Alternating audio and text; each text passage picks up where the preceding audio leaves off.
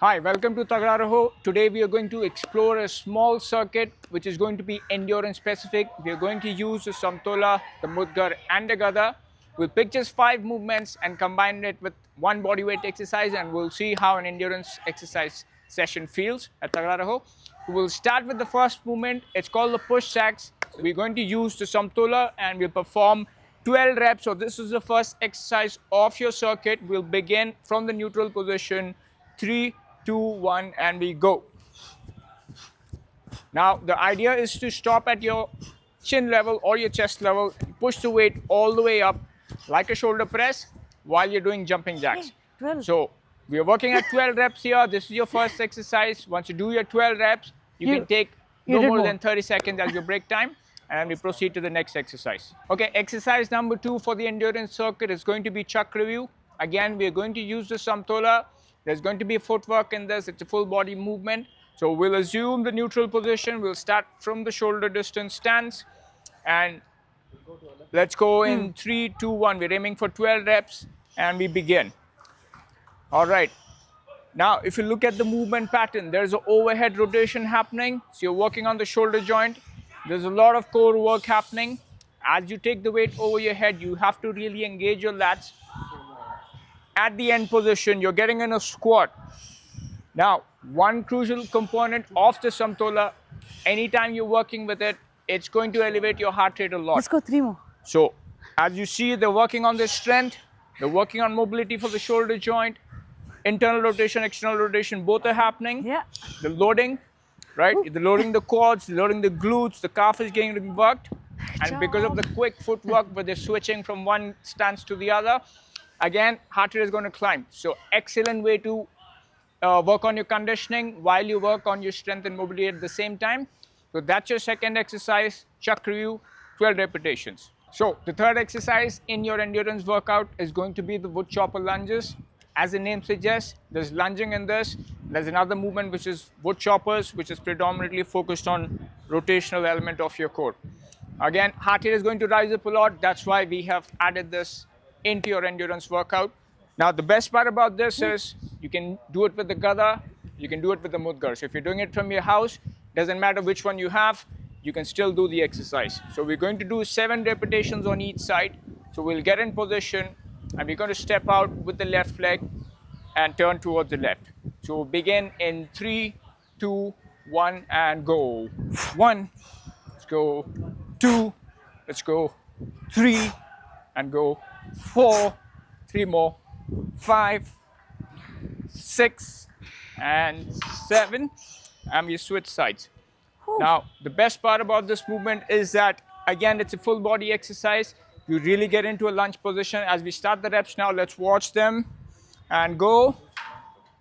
Right, so while you're on that low position at the lunge, you're really forcing your core to engage a lot. That's what gives you that powerful chopping motion of the wood choppers.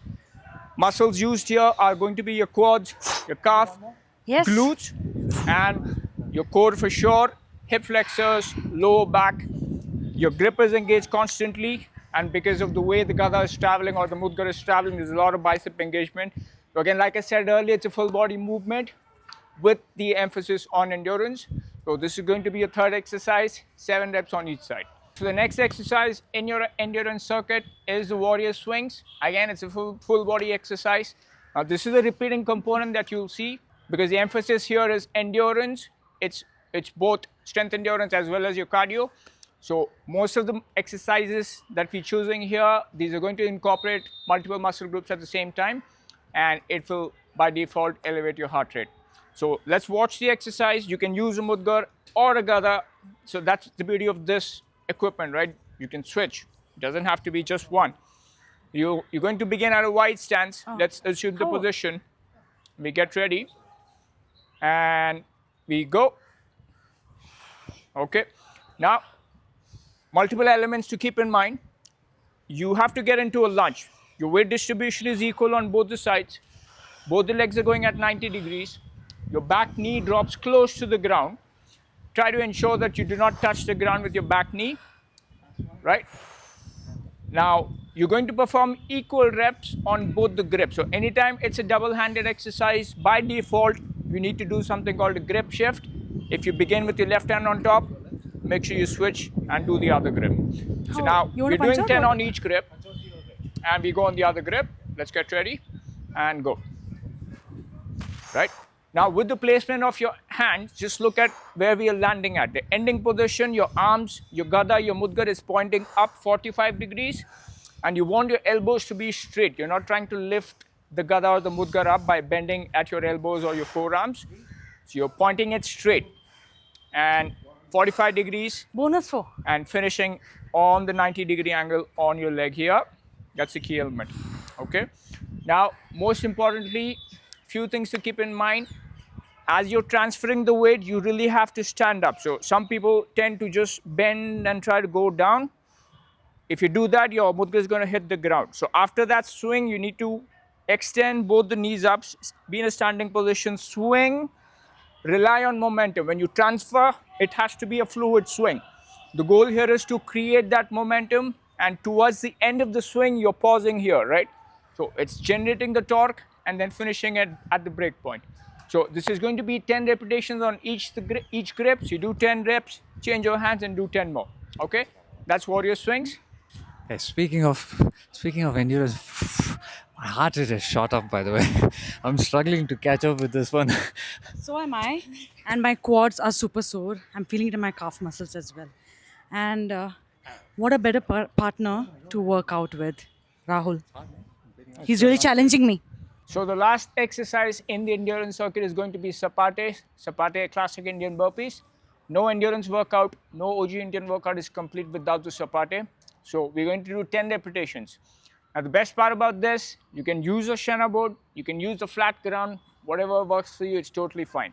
So we'll watch a few reps and we'll see how that goes. So we'll start from the shoulder distance, hands on the ready position. We begin in 3, 2, 1 and go down. 1, back up, 2, back up, 3, back up. Now, everyone has their own pace. There's no need to sync. The goal here is to keep the continuous flow of your movements on. There are 4 parts here. You get into the squat. Then you do a press, lift your chin up, come back to the squat, and then you stand up. Because you're in constant motion, it's going to work your full body. Multiple muscle groups are working again at the same time. You're doing a squat, you're doing a push-up, and the whole thing is a burpee, right? So it will challenge your endurance a lot. As we see here, either pick the flat surface or you use the Shana board. Now, what difference does it make when you use the Shana board? Now, one main difference that you see when I'm on flat surface, I'm just resting my hands there, right? Versus when I grip the Shana board, there's more engagement on my forearms and my biceps and a little more on the long head of my triceps. So if you have a Shana board, feel free to experience how this movement feels on the Shana. Also, there is a slight elevation, right? When I'm here, because of this elevation, my chin travels down a little more.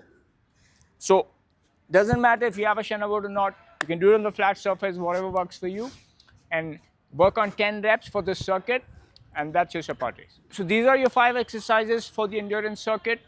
Now, ideally, you want to perform at least 3 to 5 rounds of the whole circuit. So let's say you do the 5 exercises once, you take a break, no more than 1 minute. See, the goal is that you're working here predominantly on your endurance. So you don't want to take a very long rest time. You're not waiting for your heart rate to come down a lot. I would even go as far as saying keep your rest time even lesser. You can do 30 seconds. So you do 1 whole round of the circuit, each exercise back to back. Rest for anything for 30 seconds to 1 minute is your max. Go to your second round, go to your third round, based upon your capacity, build up to 3 to 5 rounds. So let's hear from the coaches if they have any other inputs, what to consider, what to keep in mind as you go through these exercises. What to expect out of this workout? From my personal experience, I felt my whole body work, quads, lower body, upper body as well, my triceps, chest, shoulder muscles. My heart rate went up. That's what we're looking for. That's what endurance is about. Not only conditioning the heart, but also conditioning the muscles. So you really want to subject, like Akash mentioned, you really want to subject it to lesser time, higher frequency to get better muscle endurance. I think this is a fabulous workout that you have put together. And I think people should take advantage of this video and practice it. What was your take on this? Yeah, thanks. Uh, yeah, as Akash was saying, but it's more about how you can keep up with the workout, keep up with the movement, not to take too much of break, keep the heart rate up. It's both aerobic and anaerobic. It's about how you can perform longer. It's not just about bringing your heart rate up. These moves are not easy as well, but when you perform it over a long time, again and again, over for a long period of time, it increases your work capacity, increases your endurance to perform in real life for a longer period of time. Yeah. Yeah, absolutely. Yeah, that's one very important point. So you're not just sitting and trying to see how I can just target one muscle group or just do some pressing or pushing, and which doesn't have a lot of transference to anything you're doing outside of the gym. So when you do exercises like these, it's very beneficial. There's a lot of carryover. If you're playing a sport, if you're doing something outside of the gym, you're going for a hike, the idea of building your work capacity is very important, which a lot of people tend to ignore. So if you want to work towards true functionality, do exercises like these and you'll get a lot of benefit out of it. So we hope you enjoy this workout. We'll see you on the next one. Until then, Tagda Raho. Tagda Raho. See, endurance is meant to be hard. It's meant to be a little uncomfortable. It's going to make you sore. It's going to make you breathe heavy, all of it. But stick with it because we got to do the hard things to get stronger. And if it feels really challenging, find yourself a fun partner like Rahul to work out with. Find a buddy, do it with a buddy, and yeah, you can share your sorrows and pain together. And growth as well. Tagda Raho. Rahul has some really important things that we want you all to pay attention to. Come on, Rahul. You got this. I'm starving. He's starving. I'm Because starving. that's what this exercise This did to does us. too, yeah. Yes.